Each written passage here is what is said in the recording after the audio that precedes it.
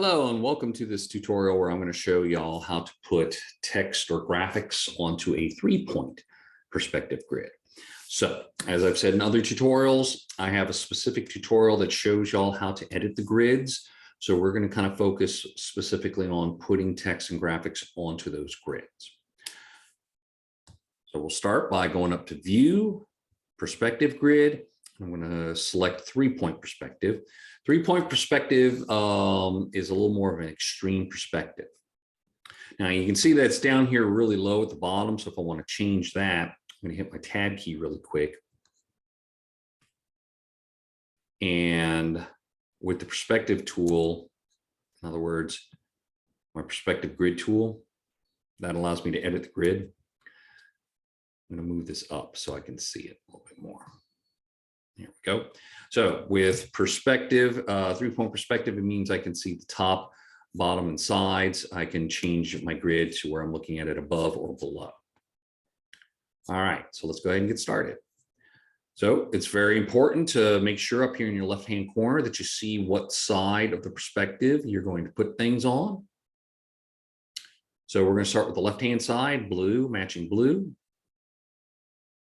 So I've selected the side. Now I'm going to select my letter. I'm going to go over to my perspective tools in my toolbox. I'm going to select perspective selection. And we're going to just drag it. And as you can see, it's a box. Let it go. I get my bounding box that I can then scale the text however I want it to go.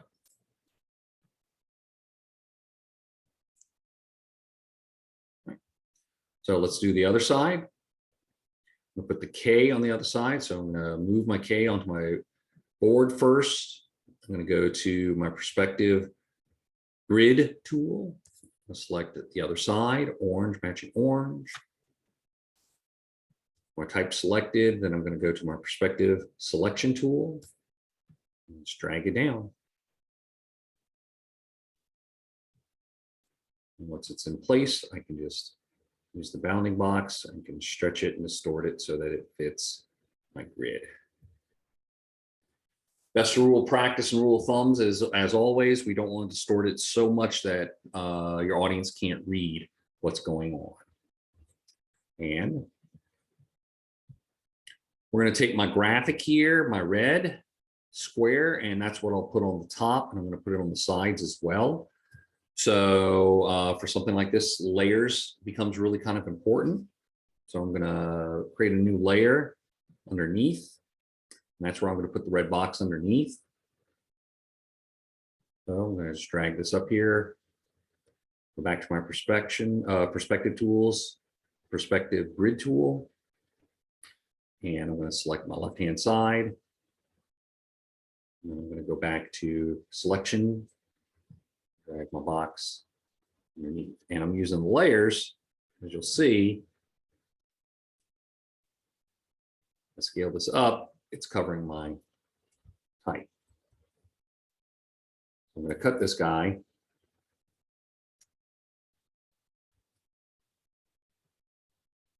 Selection tool, we're going to cut him. I'm going to lock this top layer so it doesn't move, and I'm going to paste him onto my bottom layer. Have it selected where I want him to go on the perspective. Go back to my selection tool, the perspective, and drop him in, and now he'll be behind it. Scale him up. Repeat the process. Move the square, is on my layer underneath. Go back to my perspective selection tool. Drag them on to. Oh, wait, we gotta do this first. Let's go back. I'm going to select the perspective grid, and I'm going to put him on the orange side. Select my tool, and that way he goes on the right side that I want. Scale him up so he fits my perspective. All right, and then I'm going to repeat the process with the lid, as it were, up at the top. I'm going to come back to my perspective grid tool. I'm going to select the bottom. Green matches green. And yeah, even though it's at the bottom here, it's going to put it on the top. It's the way it goes. If I change the point of view of my perspective, as I explained in the other tutorials, this cube changes. So now we're going to select my perspective selection tool, drag it down, and there it is on the top.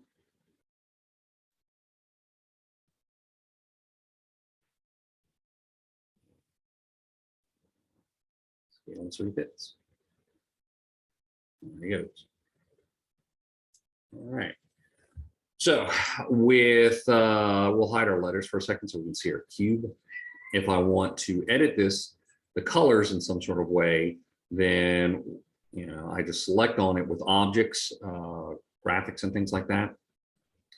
So we'll say that this guy will be the dark side of it to help kind of create that illusion of depth.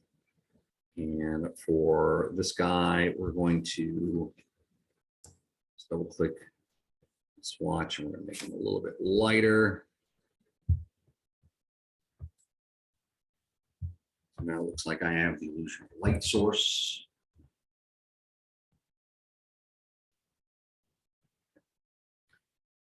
I'm going to lock this layer and I'm going to unlock my type, because if I want to edit my type, like I've mentioned in the other tutorials, if I go to click on the text, say I want to make it, actually, let's click on the K and say I want to make it gray. See how I click on it, nothing's happening. The way to edit this, because it's not graphics at this point, it's editable text, meaning I could take my type tool and I could change that text to whatever I want it to be, change the letter. But that's not what I want to do. I want to change the color. So with it selected, up here at the top left, I can edit the text. When I click on that, it turns into this negative, and I can then click on color that I want it to be. And see, it changes it. And to get out of this preview mode, I can just click right up here above and go back one level. Go back to normal. Then I can go and hide the perspective grid. My 3-point perspective. So this is how we put objects and text onto a 3-point perspective grid in Adobe Illustrator.